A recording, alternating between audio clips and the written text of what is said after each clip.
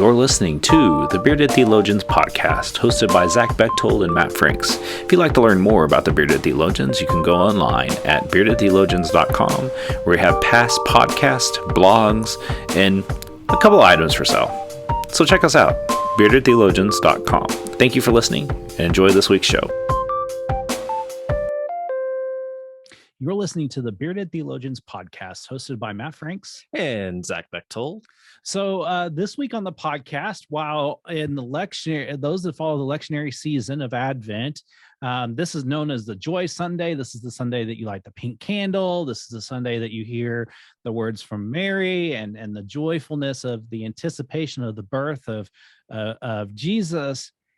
However, in this season, as we are now post that event, one of the struggles becomes the Advent blues kind of creep in a little bit. And what I mean by that is those, as we start looking at our calendars, as January or those days get here, like December 24th, 25th, and then any other craziness we have after that, churches and people tend to struggle a little bit. And it kind of makes the season a little bit harder to get through because we just see everything that's going on. And we wanted to talk about the Advent blues today and talk about some ways maybe we can combat that, maybe what are those? And both Zach and I definitely could share some things on that, and we will. And so, Zach, as you think about that idea of the Advent blues, what kind of pops up for you? Well, it makes me laugh because we have this struggle, kind of a self-induced struggle, right, between Thanksgiving and Christmas. There's something every day. You have Thanksgiving, you have Black Friday, you have small town Saturday living, you have Sunday, you have Cyber Monday, you have Giving Tuesday, all within the first handful of days after Thanksgiving. And then you throw on Christmas concerts and Sunday school parties and this, that, and another thing. And we come out of the gate, out of Thanksgiving, leading into Advent, heading into Christmas, just, like out of a cannon, right? We just head first into it. And we get to this point in the season and we're burnt out, for lack of a better term, I guess. We're burnt out because we've just been going so hard for so long, and yet we still have more time. And it makes me giggle a little bit because the whole season of Advent is designed for us to do the exact opposite, to wait, to rest in the waiting, to rest in the stillness of this season leading into the birth of Christ. And we as people tend to do the exact opposite. And we struggle with that, and rightfully so. It's an exciting season. There's a lot going on. There's a lot to be excited about heading into the holidays, right? And yet we find ourselves getting there and being exhausted and tired and burnt out and not wanting to deal with family and not wanting to deal with the stress of everything else. There's a lot wrapped up into this season that we willingly participate in, and then we, reluctantly or unwillingly or can't avoid participating in. And so for me, when I think about the Advent blues, I think about, well, what are the things that I can let go of and not have to fully invest in or leave aside because they're not life-giving this season. And what are the things that are life-giving, and how can I grab onto those and ride those out this season as we carry on for the next couple of weeks and do that celebration. Yeah, as I was thinking about this idea, and it popped up into my head, mostly because I was working on, before we got on, I was working a little bit on Blue Christmas, and that kind of just, as I started thinking about that and that service and what that service means, and we've had some podcasts on Blue Christmas, and I'm sure you can find those and listen to those. But I started thinking about how hard this season really is. Mm-hmm. Not only just for all the things that are going on, but just the stress that this season induces. And it doesn't have to be that way. And I think this is something that we as church leaders can ask ourselves: are we putting too much stress on our people? What are some things we can take off their plates? What are some things we can do differently that will help alleviate the stress of the season, where it's not like, I got a committee meeting that has to meet. Or, can that committee meeting be an email? I mean, we live in a space where that needs to be something we discern. And crafting spaces not only in our daily lives, but as we lead, whether it's leading an organization or a church or whatever it is we lead, crafting spaces for people to have space and give permission for people to have space and say, hey, I know you've got a lot going on. Let me do this for you, or let's not do this right now. We can, this is not something important and can be done later. And I know there are things that need to get done. And I know that there are services that need to happen. And I know like that stuff is, that's just the nature of the grind of this season. But I think if we come at it with a different attitude of not letting it bear us down, and see where there's life in this and fruit in this and hope in this and love in this and peace and joy. Right. And then I think on the flip side of the season, that for those that struggle with this season, I'm one of those people where this season just is hard on me for a lot of reasons, is to not let yourself be consumed by it, but acknowledging that grief and loss and sitting with it and saying it's okay to sit with it too. Right. Well, and two things on that.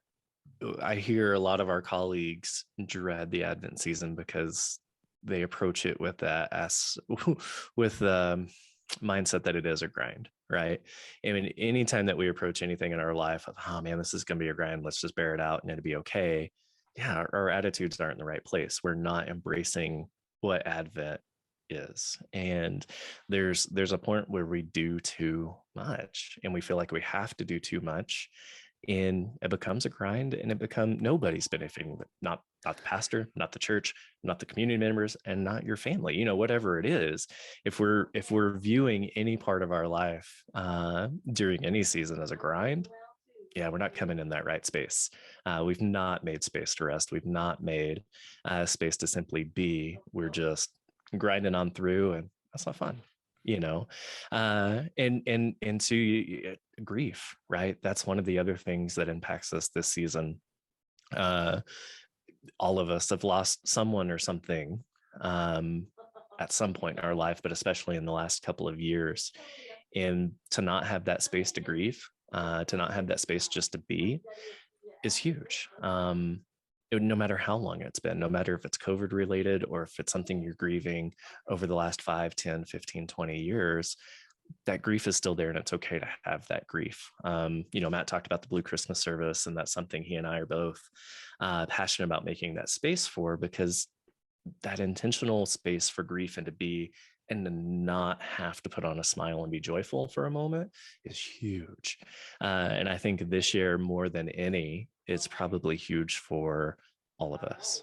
And so just approaching it with that space, whatever space you need, space to grieve, space to be joyful, space to say, I'm not going to go do that because it's not bringing me life, but this is. So I'm going to make time and space for that. That's big. And that's what that's what Advent's about, right? Is making space. We don't do it well. Well, I think that's where asking yourself, you're the innkeeper of your life. What are you going to let in? What are you not going to let in? And look at things and say, this is important or this isn't important, and make space for that and be okay with that, because there are going to be people who are not okay with the space that you've made. And I want people to hear that, especially you clergy, and need to hear this just as much as anybody else does, is that sometimes you're going to make decisions that people aren't going to understand, and that's okay, because you're making the best decision that you can with the information that you have for yourself and for your congregations. And because you can't pastor if you're not healthy and working towards being healthy and coming, as we're, and still, like, I don't want to use the word post-COVID because we're nowhere near that yet. But in the season that we're in, with anticipation of another variant maybe wreaking havoc on our churches again, it will be okay. Make some space for you. And I think that it goes with clergy and laity, and that we need to provide that space and live into it and do the best we can with what we have available, as resources have been shrinking and as interest has waned. I think this is a great time for us to take into stock what is very important and do those things and then say things that can pass. I heard a layperson today actually share with me, she's excited about getting to go see her grandkids, even though she knows she's missing some things at the church. But she's really excited about getting to see those grandkids, and that's what's important to her. And I just smiled and I said, you're right. That is what's important to you, and taking care of yourself and getting the joy of being with your grandchildren. That's important. And I think when we do that, when we model that and provide space for that, it really does make a difference in our settings, however we lead. Yeah, there's a huge permission giving when people, especially church folks, apologize, lament, feel guilty for not being in church for any reason, right? Or at any time. And especially if it's with grandkids or self-care, or just my response is always, well, you were where you needed to be. That's where you needed to be for you in those moments. And guess what? God met you there too. And that's a beautiful thing, and beautiful permission giving that we can give, especially in this time of there's a whole lot of weird expectations that we expect people to be and do and whatever with the church. And don't be frustrated if people don't show up. They're where they needed to be. And the people who did show up or do show up in our services, that's where they need to be. So let's put our best foot forward in making that space for all, and wherever that may be. And I think that's where too, not only just that permission giving, but the permission giving of, acknowledging those seasons of busyness and grief, and say, hey, here's what it is, but we're going to do this. This is going to be great. And we're going to have a good time doing it. That was one thing I think for this year, for me, for Advent, has been more about, hey, I'm going to have a good time. And yeah, I've got things to do, and it's busy, and it's a busy time of year, but I'm going to have fun doing it. And I've had the blast. And there's some things that I've had to shelve. We didn't do a Christmas parade float this year because Shannon and I were just, we made the decision to take care of ourselves and our families and be unavailable. And obviously my body also said, no, you can't walk, 2.5 miles up and down hills. And like being aware of that, and but being honest with that, if people are asked to have an understanding of what you're trying to do or who you are, because I don't want this to be a crutch to where people just say, well, I don't have to do anything because I'm trying to do some things differently. No, we still need to do our responsibilities, and we still need to do the best job we can, whatever our jobs are. But there is permission to say no, but also realize that with every no, you do need to have a yes every so often, just to, have some balance. Because if not, then, you have no balance, and we all know what happens when you have no balance. You fall. You fall a lot with your hips, don't you? Hey, knock on wood. I haven't fallen. I haven't fallen since the first surgery, so I'm actually pretty good. Well, and that's the thing. It's a matter of finding that balance in this busy time, and just being okay where you are, and finding the joy in life-giving moments, because that's what we can't celebrate anything, family, birth of Christ, anything here, there, and yonder, if we can't allow ourselves to find that space and find that balance in this season and the seasons to come. And I think that's what we simply want to encourage you to do, and make that space in your life wherever you are, whether you're a pastor, a layperson, go to church, don't go to church, don't really care. Finding that space that brings you joy this season, it's huge. And balance helps with that too. It's something I'm discovering. I think I've learned a lot this year, is just the balance of everything. That the more I've had balance, the happier I tend to be, and my family too. That's just something I've been noting as of late. The more as I try to balance things out and not be too heavy on one side or the other, the happier I tend to be. And so we encourage you just to ponder that this week. So we want to, if you're looking for some really good podcasts, this is show number 300. This is our YouTube video number 300. We don't know really exactly how many number we've really done, because there's, we've done some side episodes and all that stuff, but this is YouTube video number 300 once we end up loading it today. And, for the 5 years, we're entering year 6 in January. It's been a fun ride. And, I can't thank Zach enough for giving us time and space for this, and the churches that we've both have served in that time frame. I mean, we've served a lot of churches in this time frame since we started this podcast. We have to give our shout out to our wives who support us in this shenanigan venture that we do with the craziness of being together and some of the things we've been able to do because of this and the ministry that this is. We recognize that, and we wouldn't be able to do it if it wasn't for our listeners, and we're so thankful for you. And as we get to wrap on 300, it's hard to believe that we're at 300 when 5 years ago we were just jokingly putting something together. And I still will encourage you never to go back and watch that first 6 months of the Bearded Theologians, because it is rough. I watched one the other day and almost cried, as bad as it was, but it's there.